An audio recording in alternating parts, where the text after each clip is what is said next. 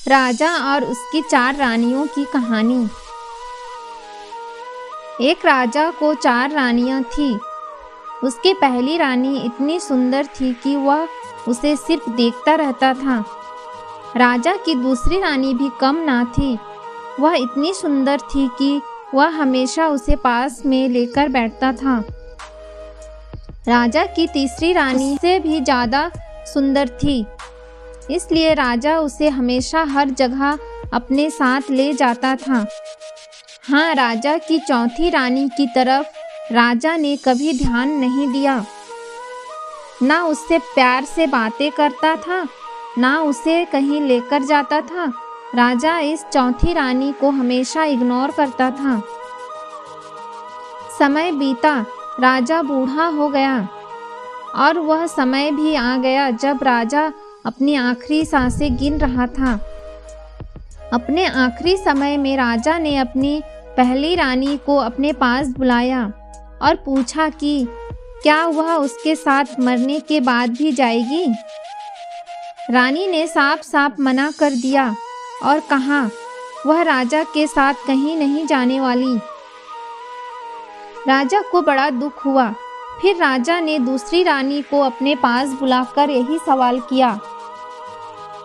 दूसरी रानी ने राजा से कहा कि वह श्मशान तक उसके साथ जाएगी, उससे आगे नहीं। राजा को अपनी तीसरी रानी से बड़ी आशा थी। उसने तीसरी रानी को भी जब यही सवाल किया तो तीसरी रानी ने कहा कि वह राजा के मरने के बाद किसी और के साथ चली जाएगी। राजा अपनी तीनों रानियों का जवाब सुनकर बड़ा दुखी था और सोच रहा था कि जिसके पीछे उसने अपनी सारी जिंदगी लगा दी वही उनका साथ देने के लिए तैयार नहीं है, तो चौथी रानी जिसे उसने कभी महत्व नहीं दिया वह क्या साथ देगी। चौथी रानी खुद ही राजा के पास आई और राजा के बिना पूछे ही उससे कहने लगी कि वह हर उस जगह जाएगी जहां राजा जाएगा।